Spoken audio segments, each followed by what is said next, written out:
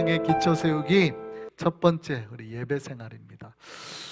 자, 이제 제가 앞으로 몇 주간에 걸쳐서 신앙의 기초 세우기라는 걸 하려고 합니다. 그러니까 우리가 연초가 됐고 가장 중요한 거는 기초예요. 기초.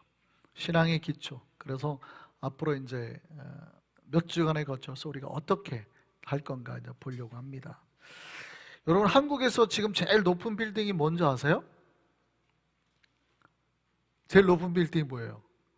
롯데타워잖아요. 롯데타워 제일 높아요. 네, 그래서 지금 한국의 랜드마크가 되어가지고 관광객들이 거기로 몰려가잖아요. 그런데 이 롯데타워가 있기 전에 한국의 랜드마크가 빌딩이 뭐였는지 아세요? 네, 63빌딩이었어요. 물론 그 이후에도 높은 빌딩이 나왔습니다. 연예인들이 많이 산다는 뭐 타워팰리스 뭐도 있고 뭐 또 하이페리온 제가 찾아보니까 뭐 이것도 있더라고요. 다 이게 69층이에요, 높이가. 그래서 63빌딩보다 더 높아서 한국에서 제일 높다는 63빌딩이 그게 이미 깨지긴 했어요. 상징적인 의미로 63빌딩과 이제 뭐 롯데타워인데. 근데 여러분, 63빌딩이 처음 나왔을 때 기억나세요? 대단했죠, 대단했어요. 63빌딩이 언제 개관을 했냐면 1985년에 개관을 했습니다. 그날 전국에서 사람이 몇 명 모인 줄 아세요? 3만 명이 모였답니다. 3만 명. 그날 그 63빌딩 보려고 3만 명이 모였답니다. 당시에는 그러니까 그게 어마어마했던 거예요. 그 시절에는 그게 어마어마했던 거예요. 근데 여러분, 이게 몇 년 걸쳐서 63빌딩이 지어진지 아세요? 여러분, 63빌딩이 어디에 있어요? 한강 바로 옆에 있잖아요. 제가 노량진교회 그때 찾을 일이 있어서 학생들 데리고 성지순례 제가 가려고 전사 때 애들 다 태우고 지방 애들을 태우고 와가지고 그 노량진교에서 자기로 했거든요. 근데 그걸 못 찾아가지고 그 근처를 몇 번을 밤 10시에 목사님은 기다리는데 왜 안 오냐고 막 소리치고 어디로 들어갔는지 길을 못 찾겠는 거예요. 그래서 그날 63빌딩을 원 없이 봤어요. 한강 바로 옆에 있단 말이에요. 이게 무슨 얘기냐면 이게 건축을 하는데 문제가 있어요. 건축을 하는데 얼마나 걸렸어요? 25개월. 25개월이 2년이 넘었죠. 근데 25개월 동안에 건물을 세운 게 아니라 바닥만 25개월. 아세요? 바닥만 25개월. 건물을 올리는데 2년이 넘은 게 아니라 한국 요즘 같으면 얼마나 빨라요. 축축축축 지을 텐데 그게 아니라 바닥 기초 공사만 하는데 25개월. 왜냐하면 한강 바로 옆에잖아요. 그러니까 모래가 많대요. 모래가 많았대요. 근데 거기다가 이렇게 높은 빌딩 세우기가 되게 어려운 거예요. 그러니까 뭘 찾아야 되냐면 암석을 찾아야 되죠. 한국은 다행히 화강암 지역이 많죠. 화강암은 단단한 거고, 여기 뭐 유럽이나 이런 데는 그 퇴적암층이 많죠. 석회암이 많아서, 뉴저지만 해도 석회암이 많아서, 그러니까 여기는 물 마실 때 석회수가 많잖아요. 한국은 그래서 물이 이거인 거예요. 세계에서 물이. 왜? 화강암 지역이니까, 퇴적암층이 아니고 화강암 지역이니까 물이 깨끗해요. 근데 거기는 하필이면 물가란 말이에요. 그러니까 이 암석층까지 찾아야 되는 거예요. 그러니까 몇 미터를 파냐면 45미터를 파 들어가는 거예요. 45미터. 그러니까 이 집안을 파려고 45미터를 파 들어가는 거예요. 그런데도 공법이 안 나오니까 당시에 특수공법, 피어 공법이라는 걸 들여가지고 45미터를 파가지고 안반을 찾은 다음에 거기다 콘크리트 말뚝을 240개를 박았대요. 그러니까 45미터까지 파 들어가서 거기서 콘크리트로 이 말뚝을 다 박은 거예요. 그렇게 해서 기초를 쌓아가지고, 이 기초만 쌓는데 이걸 세우는데 25개월이 걸린 게 아니라 이 반석을 다지는 데만 25개월이 걸렸다는 거예요. 그리고 그 위에다가 63, 정확하게는 지하 1층에 위에는 61층이에요. 그 63빌딩을 세운 거죠. 여러분, 왜 기초공사를 2년이나 했을까요? 2년 넘게. 뭐가 중요하다고요? 기초가 중요하다. 높은 건물을 쌓으려면 하면 할수록 기초가 중요하다. 그래서 누가 보면 여러분 건물 짓는데 건물이 안 올라가잖아요. 2년 넘게 건물이 안 올라가요. 땅만 파고 있어요. 누가 보면 건물이 하나도 안 올라가. 2년 넘게 땅만 파고 있어요. 야, 이러면 잘한다고 할 거예요? 잘못한다고 할 거예요? 여러분 같으면 잘한다고 하겠어요? 잘못한다고 하겠어요? 여러분이 사장이에요. 잘한다고 하겠어요? 막 혼내겠어요? 아, 도대체 뭐 하는 거야, 2년 동안? 건물 안 올릴 거야? 이렇게 근데 왜 그렇게 해요? 높이 올리려면 기초가 그만큼 중요하다는 거예요. 기초가. 그래서 63 빌딩이 잘 지어졌대요. 뼈대가 그렇게 튼튼하게 잘 지어졌다는 거예요. 여러분, 깊이 파면 그만큼 안정성이 확보가 되고 더 높게까지 쌓아지는 겁니다. 신앙도 마찬가지예요. 우리가 높이 성장하려면 뭐가 중요하다고요? 기초가 중요해요. 기초가 튼튼하지 못하면 쌓아지기는 하는데 높이 쌓기가 어렵죠. 불안하죠. 왜냐하면 어느 정도까지는 쌓아지는데 자기도 알아요. 어떤 느낌이에요? 야, 이거 더 했다가는 무너지겠다. 자기가 느끼는 거예요. 내가 이렇게 신앙생활 더 열심히 했다가는 무너지겠다. 야, 내가 주일에만 나와야지. 수요기도 금요기도 나오면 내가 뭐가 안 돼요? 체력적으로도 안 되고 내 신앙이 못 버틸 것 같아. 내가 못 버티는 거예요. 거기다가 새벽까지 나가려고 하니까 그것까지 더 힘든 거예요. 와, 큰일 났다. 새벽 나갔다가는 내 삶이 무너진다. 아무것도 못한다. 내가 아는 거예요, 스스로. 무너진다, 이거. 그래서 포기하는 거예요. 너무 쉽죠? 너무 쉽죠? 간단한 거예요, 사실은. 그래서 우리가 사실은 제일 중요한 거 신앙에는 뭐다? 기초가 중요하다. 기초를 내가 만약에 더 은혜 가운데 높게 올라가고 하나님의 그 보좌 영광에까지 나아가길 원하면 기초를 더 깊게 파야 되는 겁니다. 원리는 간단해요. 더 깊게 파야 됩니다. 더. 그래서 여러분, 기초를 세우는데 이 기초를 튼튼히 하기 위해서 몇 년을 노력하고 다져도 부족하지 않아요. 그래서 제가 이제 우리 앞으로 신년 맞이해서 몇 주 동안 신앙의 기초 세우기라는 제목으로 하는 말씀을 전하려고 할 때 여러분, 부족하지 않아요. 해마다 연초마다 해도 절대 부족하지 않아요. 1년을 우리가 쌓아나가는데 절대 부족하지 않아요. 계속 해야 됩니다. 아니, 그래도 부족한 거예요. 말이. 그래도 부족한 거예요. 계속 해나가야 되는 거예요. 오늘 그 첫 번째 시간입니다. 예배생활. 여러분, 신앙생활에서 제일 중요한 기초는요, 예배생활입니다. 예배가 무너지면 기초가 무너져요. 예배가 무너지면 오래 못 갑니다, 신앙이. 얼마 가지 못해서 무너지기 시작해요, 곳곳에서. 그래서 예배가 무너지면은요, 내 신앙이 곳곳에서 무너지는 게 보여요. 기도가 무너지고요, 삶이 무너지고요, 마음이 무너지고요, 말이 무너지고요. 예배가 무너지면 곳곳에서 이제 내 기둥 하나씩, 이제 내 신앙의 기둥들이 하나씩 하나씩 무너지는 거예요. 제일 중요한 거예요. 그래서 우리가 첫 번째 생활, 신앙의 기초 세우기 첫 번째 생활로 예배 생활을 우리가 보려고 합니다. 여러분, 신앙에서 예배는요, 제일 중요한 요소예요. 여러분, 내 신앙을 점검을 할 때 내가 무엇을 보면 아냐면 예배를 보면 알아요.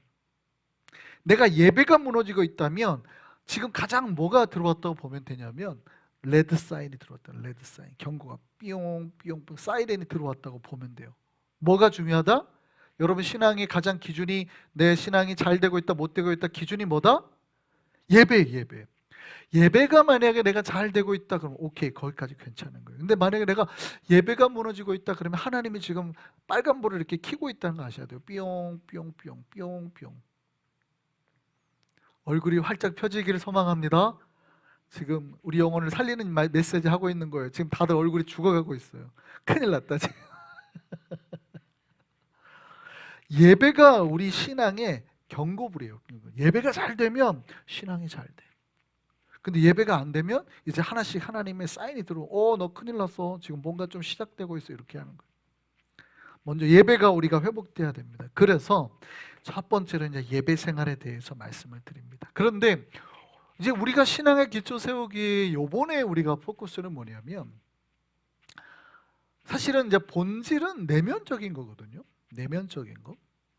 본질은 내면적인 건데 요번에 우리가 포인트를 두는 거는 내면을 별로 터치하지 않으려고 합니다. 좀 겉에 어떻게 우리가 그러면 예배 생활을 드릴 때 하나씩 하나씩 무엇을 점검하고 나와야 되는가, 앞으로 그 다음에 신앙도 마찬가지입니다. 어떻게 뭘 해야 되는가를 좀, 뭐 물론 내면을 터치를 전혀 안 할 수는 없는데 최대한 현실적으로 드러내는 것, 기초니까. 내면은 설교 가운데 제가 앞으로도 이제 몇 번 전할 말씀이 있을 것 같으니까 내면보다는 뭐를 좀 중심으로 어떻게 해야 되는가를 제가 직접적으로 말씀을 드리려고 합니다. 요건 요렇게 하셔야 됩니다. 요건 요렇게 하셔야 됩니다. 요건 요렇게 하셔야 됩니다. 왜냐면 잘 아시는 분도 계시는데 모르시는 분도 계시거든요. 그래서 제가 요건 요렇게 하셔야 됩니다 하고 딱딱 이제 알려드리려고. 그래서 요렇게 요렇게 요렇게 하시는 겁니다. 뭐 예배와 기도는 어떻게 한다라는 거를 하나씩 알려드리려고요. 그래서 그대로만 하시면 우리의 신앙이 그래도 기초가 튼튼하게 잡혀갈 줄 믿습니다. 자, 이제 예배 나갈 때 교회 나오기 전에 첫 번째 해야 될 거, 오늘 얘기 들으면 목사님 뭐 이거 주일학교나 들어서 알만한 거 아니에요? 할 만한 것들이에요. 다 너무 다 잘 알고 계시는 것들이에요. 그런데 아시는 분들은 그냥 다시 한번 들어서 그냥 끄떡끄떡 하시면 되고, 내가 요걸 놓쳤다 그러는 거는 그래 요거를 해야 되겠다라고 캐치하시면 되는 겁니다. 쉽게 갑니다. 아주 쉽게 하나. 자, 교회 나오시기 전 가장 먼저 뭐 하셔야 될까요? 아니요, 씻어야 돼요. 씻고 나오시기 바랍니다. 이게 왜 그러냐면 신학적으로 굉장히 중요한 의미가 있어요. 성경에 하나님 앞에 전해 나아갈 때 제사장 앞에 반드시 뒀던 게 있습니다. 뭐가 있을까요? 물두멍이라는 게 있어요. 물두멍. 여러분 굉장히 중요해요. 씻는 게 제가 우스갯말로 하는 것 같지만 굉장히 중요해요. 반드시 씻고 하는 거예요. 그래서 여러분 씻는 과정을 통해서 뭘 준비하는 거예요? 예배를 준비하는 거예요. 그 뒤에 제가 좀 이따가 이제 온라인 예배의 단점에 대해서 말씀을 드릴 텐데, 여러분 아침에 교회 오시기 전에 머리 감고 가급적이면 샤워하고 오시면 더 좋고, 주일날 아침에 샤워하고 오시면 더 좋고, 만약에 내가 샤워가 안 된다 그러면 전날이라도 샤워를 하셔야 돼요. 그리고 아침에는 머리 감고 세수하고 하나님 앞에 깨끗하게 나올 걸 다, 손톱도 전날 혹은 다 깎고. 이해되시죠? 이게 뭐예요? 예배 준비예요. 그런데 급하면 이런 것들이 안 되고 아침에 헐레벌떡 한단 말이에요. 예배 준비가 안 되죠. 그래서 씻는 거 별거 아니죠? 별거 아닌데 굉장히 중요한 거예요. 여러분 아침에 교회 오기 전에 첫 번째 뭐 해야 된다? 씻어라. 정결하게 하라는 거예요. 자기의 몸을 정결하게 하라. 그래서 아침에 가장 먼저 정결하게 씻어라. 두 번째는 뭐 해야 될까요? 옷 입으시라. 옷 입고 나오시라. 목사님 이게 무슨 얘기입니까? 옷 입고 나와야지. 그럼 옷 안 입고 나옵니까? 그게 아니라 내가 가진 옷 중에서 제일 좋은 옷을 입고 오시라. 여러분 기억하셔야 될 게 예배가 뭐냐를 생각해야 돼요. 예배가 뭐냐? 예배는 뭐예요? 오늘 포인트 제일 중요한 거예요. 예배는 뭐예요? 누구 만나러 가는 거다? 하나님 만나러 가는 거다. 예배는 누구 만나러 가는 거다? 하나님 만나. 이거 굉장히 중요한 거예요. 예배 포인트. 여러분 교회 오실 때 누구 만나러 와요? 사람들 만나러 오는 경우가 있어요. 저 집사 반가워가지고 일주일 만에 오랜만에 만나러 오는 경우가 있어요. 그것도 예배한 요소긴 하죠. 교제가 들어가니까. 그것도 나쁜 건 아니에요. 그런데 예배의 본질적인 요소는 뭐예요? 누구 만나는 거다? 이거 잊어버리면 안 돼요. 예배는 누구 만나러 오는 거다? 그런데 놀랍게도 파티 갈 때 그럴 때는 뭐 예쁘게 하고 계시는 분들이 교회 올 때는 머리도 제대로 관리도 안 하고 옷도 대충 입고 오는 경우가 있어요. 여러분 교회 나오실 때는 무슨 옷을 입어라? 여러분이 가진 옷 중에서 제일 좋은 옷을 입어라. 화려한 옷을 입으라가 아니에요. 파티가 아니니까 화려한 옷을 입으라는 아닌데 가장 내가 보기에 정결하고 깔끔한 옷을 입어라. 옷 입는 거 중요한 거예요. 여러분 옷을 내가 입으면서 벌써 예배 준비를 하는 거예요. 아까 똑같아요. 씻는 거랑 똑같이 옷을 입으면서 벌써 예배 준비를 하는 거예요. 옷을 정결하게 복잡한 옷을 왜 제사장들 의복이나 이런 게 복잡해요? 캐톨릭 사제들 보면 옷이 복잡하죠. 우리는 왜 이렇게 막 이렇게 목사가 복잡해요? 왜 그럴까요? 하나하나 복잡한 걸 하면서 그 시간 가운데 예배 준비를 하는 거예요. 그 안에 것들 다 챙기면서 하면서 하나하나 예배복 준비를 하는 거예요. 똑같습니다. 신자들도 자기 의복을 하나하나 까탈스러운 옷을 입으면서 예배 준비를 하는 거예요. 그래서 의복 입고 오셔야 된다. 옷 입고 오셔야 된다. 여러분, 의복을 편하게 입는 편하게 입는 경우도 있죠. 한 두 가지로 크게 나눠질 수 있는데 그 첫 번째 이유는 뭐예요? 봉사하는 사람들 같은 경우 가끔 그런 경우에서 봉사하려면 너무 정장의 옷을 입고 오면 예를 들어서 한복 입고 설거하기가 어렵잖아요. 물론 행사 때 우리 한복을 입지만 너무 좀 이렇게 정장인 옷을 입고 오면 봉사하기가 어려워요. 그래서 봉사하는 사람들은 가끔 편한 옷을 입고 오죠. 또 다른 경우도 있어요. 두 번째 경우는 예배 후에 다른 일정이 있기 때문에 혹은 예배 후에 뭘 해야 되니까 그런 경우는 좀 이렇게 옷을 편하게 입는 경우가 있단 말이죠. 그런데 제가 말씀드렸죠. 기억해야 된다고요. 여러분, 교회는 누구 만나러 오는 거라고요? 그러면 여러분, 교회 올 때 가장 최우선의 기준을 누구를 둬야 돼요? 하나님을 둬야죠. 여러분, 봉사가 중요해요? 하나님이 중요해요? 하나님이 중요해요.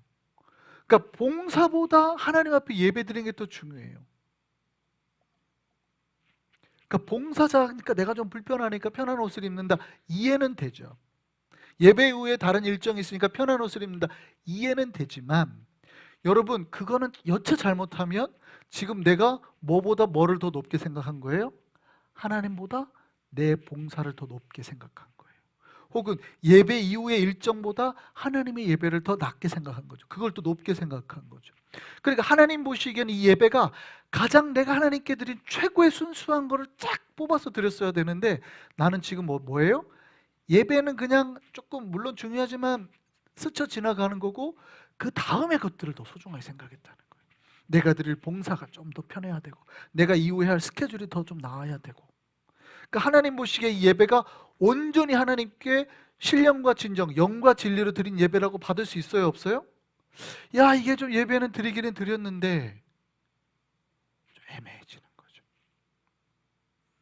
여러분, 들을 게 있는 분은 들으시기 바랍니다.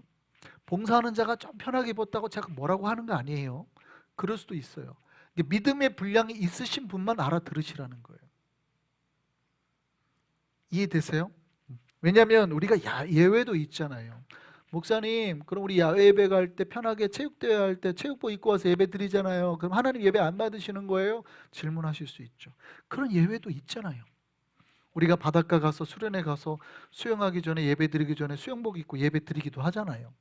그럼 목사님, 그건 아니잖아요. 그럼 양복 입고 왔고 하고 수영복으로 갈아입고 들어가야지라고 물어보실 수 있잖아요. 그렇게 물어봐야 되는 거예요. 그럴 수도 있잖아요. 예외도 있죠. 예외도 있어요. 알기 때문에 제가 세게 말은 못하지만 그럼에도 우리가 전통 예배를 드릴 때는 특별한 경우가 아니고서는 가급적이면 뭐 하시라? 내가 하나님 앞에 드릴 수 있는 최선의 옷을 준비해서 드려라. 제가 말씀드렸죠. 만약에 예배보다 봉사가, 예배보다 다른 일정이 먼저 됐다면 하나님이 그 예배를 온전하게 못 받을 수 있죠. 예를 들어서 예배 후에 오늘 이제 앞으로 주일날 예배 마치고 우리 등산 갑니다 했어요. 그럼 여러분은 어떻게 하겠어요? 등산복을 입고 오시겠죠. 우리가 거기까지는 오케이 할 수 있죠. 근데 저도 이제 등산 가야 되니까 등산화 신고 등산복 입고 위에다가 요 가운을 입었어요. 오케이요, 안 오케이예요? 안 오케이. 왜 안 오케이예요? 비겁하시네. 여러분도 그렇다면 저한테도 똑같이 해야죠. 왜 여러분은 안 오케이예요? 그럼 예배 후에 탁구 대회가 있어요. 그럼 어떻게 해요? 제가 이제 반바지 탁구복 입고 운동복 입고 서면 오케이예요? 왜 또 안 오케이해요? 그게 오케이라고 한다면 오케이 해야죠. 근데 우리도 벌써 거부감을 느끼죠. 왜요? 저건 하나님이 기뻐하지 않으실 것 같은데 라는 뭔가 거부감이 있잖아요. 그 말씀 드리는 거예요. 그 말씀. 우리가 어떤 면에서는 오케이 할 수 있는 상황이 돼요. 봉사자나 혹은 예배 이후의 일정에 대해서도 우리가 이해하는 부분이 있어요. 그런데 뭐냐면 내가 정말 하나님 앞에 예배를 드리는 거에서 내 의복까지 최선을 다하고 있냐를 여쭤보는 거예요. 예배라는 건 뭐냐면 와서 이 시간에 참여하는 게 아니라 아까 뭐부터 시작한다고요? 씻는 것부터. 그러면 뭐도 포함돼요?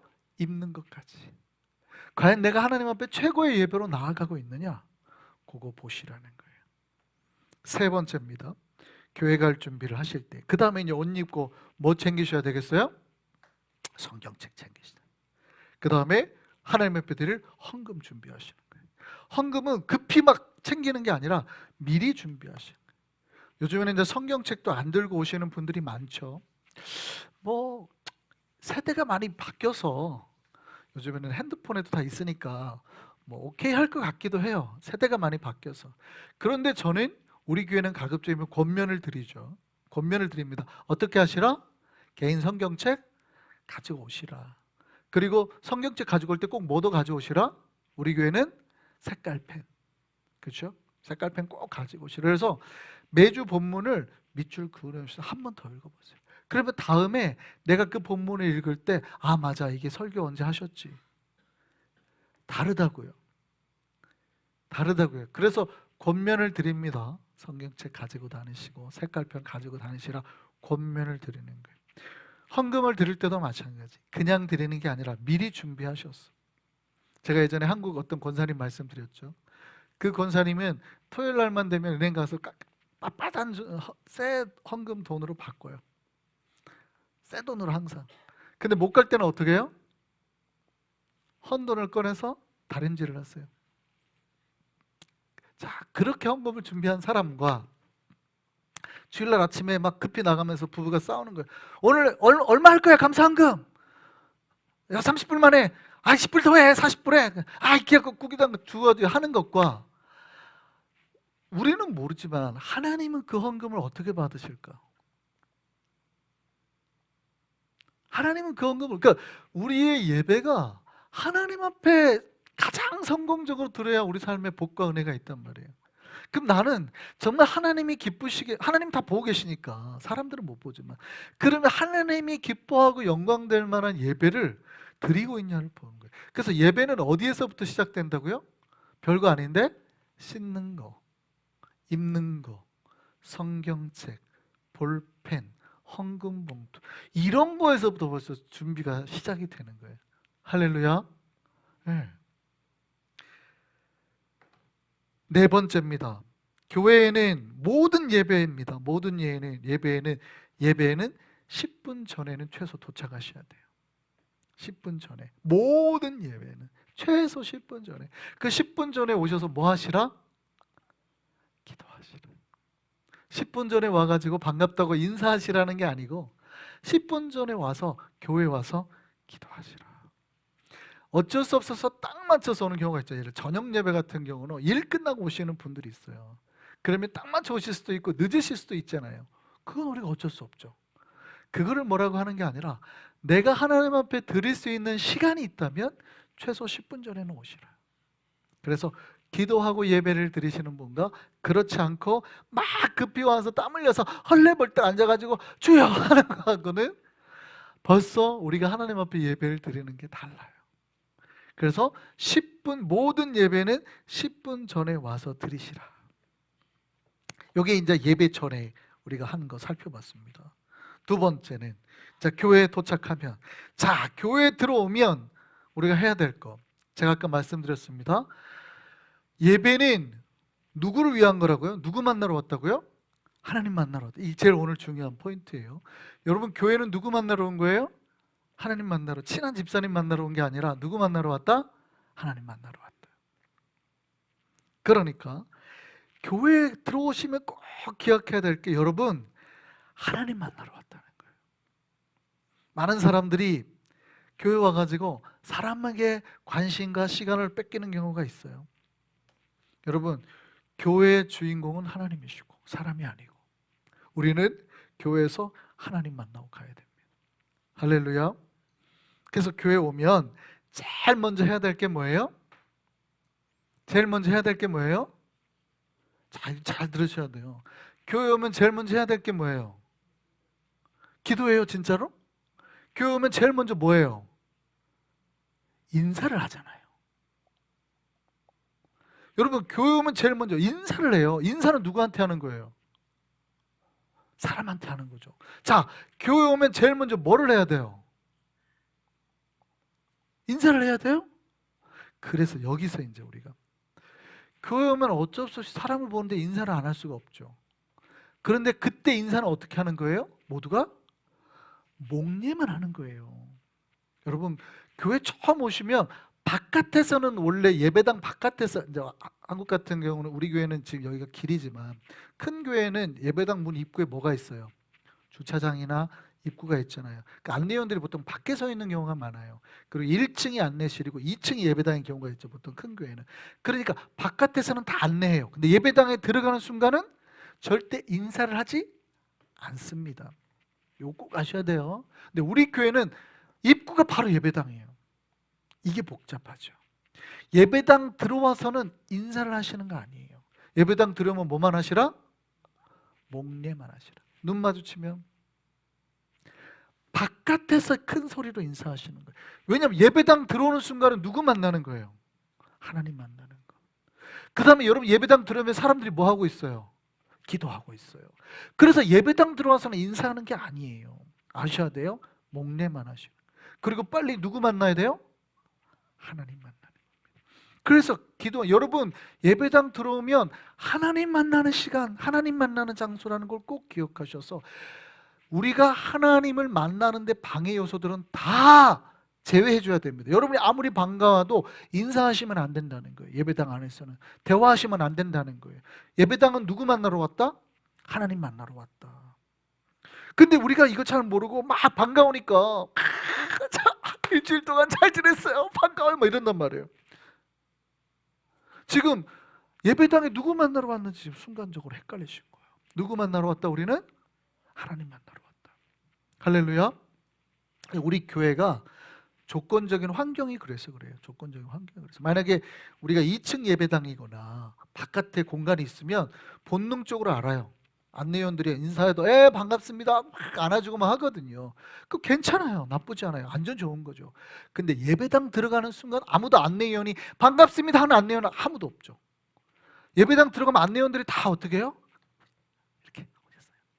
이렇게 하지 아무도 이렇게 안 해요. 예배당 들어가서는 더 이상 대화를 안 하는 거예요. 근데 우리 교회는 입구가 예배당이에요. 그러다 보니까 우리가 본능적으로 헷갈리는 거예요. 인사도 해야 되죠. 당연히 인사도 해야 되는데 어쩌라는 얘기냐 이렇게 되기 때문에 그래서 가급적이면 바깥에서 예배당 들어오면 누구만 만나시라? 하나님만 만나시라. 그리고 기도할 때는 그래서 옆에 분들이 내가 옷을 벗을 때 부스럭대는 소리조차도 조심하는 거예요. 발걸음도 조심하는 거예요. 내가 평상시에는 집에서 어떻게 다녀요? 이렇게 다니시는 분이라 하더라도 예배당 오면 어떻게 하시라? 굉장히 조심해서 걸으시라. 왜 예배당 바닥에 가급적이면 카펫을 깔겠어요? 웬만하면 발소리조차도 안 나라고. 그 땡땡한 타일 같은 데는 막 이런단 말이에요. 그러니까 뭐 해야 돼요? 누군가가 기도할 때는요 어떤 소리도 내면 안 돼요. 한국에서는 그러잖아요. 기도합니다 그러면 갑자기 대화하다가도 팍 집사님들 팔꿈치 치잖아요. 막 대화하는 사람. 뭐예요? 기도하는데 왜 자꾸 얘기하냐고. 이거죠. 기도할 때 저 사람이 기도하는 걸 방해하는 건 안 돼요. 내가 지금 뭘 방해하고 있다? 성령을 방해하고 있다. 그래서 내가 기도할 때는 어떠한 다른 음악, 어떠한 대화 아무것도 안 하는 겁니다. 그가 기도할 때 도움이 되는 음악만 해주는 거지 절대 기도할 때는 내 옷 부스럭대는 소리도 안 내야 돼요. 누군가가 한 명이라도 기도하고 있다면. 할렐루야. 여기까지 너무 이해가 너무 쉽죠? 다 알만한 것들. 그 다음에 교회에는 봉사자와 예배자가 있어요. 봉사자하고 예배자는 포지션이 좀 다릅니다. 봉사자는 예배자보다 더 일찍 와야 되죠. 섬기러 와야 되니까. 그러니까 봉사자는 자기가 섬기고 봉사해야 될 것에 일을 하는 거고, 예배자는 뭐 하는 거예요? 미리 와서 기도하고 예배의 마음을 지키는 거예요. 내가 봉사자라면 그러면 뭐를 위주로 누구를 위해서 위주로 움직여야 돼요? 예배자를 위해서 움직여야 돼요. 사역자는. 근데 이제 우리가 가끔 헷갈리다 보면 봉사자들이, 사역자들이 내가 열심히 일하니까 누가 누구를 봐달라고 그래요? 예배자가 봉사자를 봐달라고 그래요. 무슨 얘기냐면 기도하고 있는데 봉사자는 바쁘니까 막 문 열고 콱 왔다 갔다 해서 내가 그래 주일 일하는데 하면서, 그게 아니라 봉사자는 남들보다 일찍 와야 되고 누구를 위해서 일하는 거예요? 하나님을 위해서 일하는 거지만 봉사자는 예배자를 위해서 일하는 거예요. 그래서 오히려 예배자가 봉사자를 이해해 줘야 된다는 게 아니라 봉사자가 예배자를 이해해야 되는 겁니다. 이 포지셔닝이 좀 다르다는 거 꼭 기억하셨으면 좋겠습니다. 봉사자는 예배자를 돕기 위해서 하는 거니까. 자, 그럼 예배 시간에는 어떻게 하는 거예요? 예배는 뭐 하는 시간입니까? 이제 예배로 들어왔습니다. 예배는 설교 시간이 아니죠. 설교를 듣는 시간이 아니라, 예배는 프로그램이 아니라 각자가 하나님 앞에 나아가는 시간입니다. 할렐루야. 그래서 예배가 들어와서부터 모든 예배에 들어가는 시작부터 마칠 때까지는 여러분이 하나님 앞에 각자로 헌신된 제물로 드리는 시간이에요. 찬양 하나하나, 모든 기도 하나하나, 모든 순간 하나하나를 다 하나님 앞에 집중해서 드려야 되는 시간입니다. 할렐루야. 그래서 내가 다른 시간에는 누구 찬양하고 하는 시간에는 막 좀 이렇게 딴짓하고, 이렇게 전라도 말로 해찰하고 막 이렇게 딴짓 부리는 거 이렇게 하고, 설교 때만 잘 듣는다. 이거 괜찮은 거예요? 안 괜찮은 거예요? 안 괜찮은 거죠. 내가 찬양되니까 찬양할 땐 열심히 하고 다른 거 할 때는 또 이렇게 해찰하고 딴짓하고, 괜찮은 거예요? 안 괜찮은 거예요? 안 괜찮은 거예요.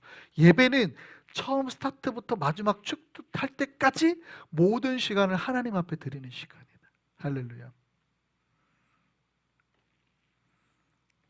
제가 이제 온라인 예배 지난번에 아까 앞에서 잠깐 말씀드렸는데, 여러분 온라인 예배 장점이 있죠.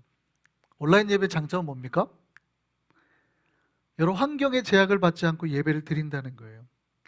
그래서 팬데믹 같이 극단적인 문제에서 병이 걸릴 수 있거나 이럴 때 이런 위험 없이 예배를 드릴 수 있다는 거잖아요. 근데 온라인 예배에 단점이 있습니다. 뭐예요? 앞에서 우리가 예배를 처음부터 준비한 모든 걸 안 한다는 게 단점이에요. 놀랍게도 온라인 예배를 드리면 씻지 않는 사람도 있어요. 온라인 예배를 드리는데 양복을, 정장을 챙겨 입고 예배를 드려요? 안 하죠.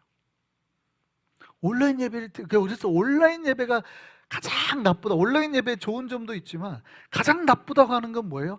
하나님이 원하는 예배 형식을 가장 깰 수 있는 게 온라인 예배죠. 왜냐하면 예배는 처음 준비하는 것부터가 다 예배인데 그걸 안 해요. 씻지도 않아도 되고 옷 입지 않아도 되고, 쉽게 말하면 누워서 예배를 드려요. 간식을 먹으면서도 예배를 드려요. 그러니까 온라인 예배 드리시는 분 여러분 잘 보세요. 정말 영과 진리로 예배를 드려요? 아니죠. 목사님 설교 좋네요. 설교를 예배라 생각하고 설교를 듣는 걸 예배라 착각하는 거예요. 예배는 내가 하나님 앞에 나아가는 건데 어떤 좋은 목사님 설교 듣는 걸 예배라고 생각한다고. 그리고 주일날 안 나오고 설교 듣고 예배 드렸다고 그래요. 예배예요? 아니에요? 아니에요. 예배 안 드린 거예요. 그게 예배가 아니거든. 그러니까 커피 마시면서 과자 먹으면서 역시 말씀 좋네 이러고 있단 말이죠. 이게 예배를 드린 거예요? 안 드린 거예요? 그건 예배가 아니에요. 설교를 들은 거지. 예배가 아니에요. 예배는 뭐라고요? 내가 하나님 앞에 어떻게 나아갈까. 그래서 온라인 예배는 가장 예배가 아닌 거에 가까워질 수 있는 위험성이 있어요.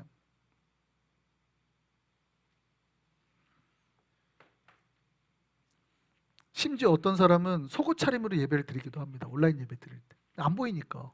진짜로. 반바지에 그냥 슬림한 옷 하나 입고 예배를 드리는 경우도 있어요. 자, 오늘 이제 신앙의 기초 세우기, 예배 생활에 대해 살펴봤습니다. 오늘 말씀을 듣고 참 까다롭고 힘들게 한다고 생각하는 분들이 있을지 모르겠어요. 근데 성경은 말하죠. 예수께서 우리에게 가라고 하신 길이 어떤 길이에요? 예수님이 우리에게 어떤 길로, 어떤 데로 들어가라?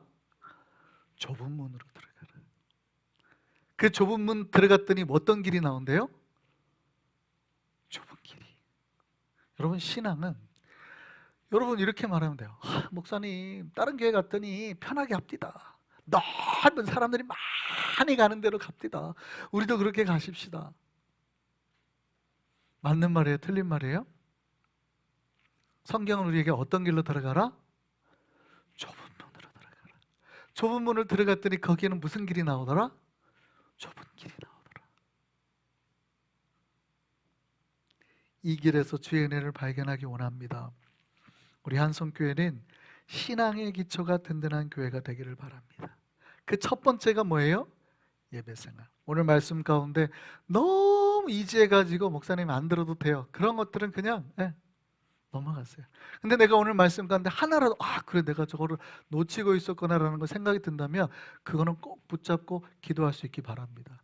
그래서 그걸 내 것으로 만드셔야 돼요. 그러면 하나님께서 우리의 삶을 보고 잘했다 그러실 거예요. 잘했다. 하나라도 오늘 깨닫고 내 것으로 한다 그러면 정말 예배 생활을 통하여서 하나님을 바라 만나고 그 길 위에 서 있는, 좁은 길 위에 서 있는 우리 되길 소망합니다.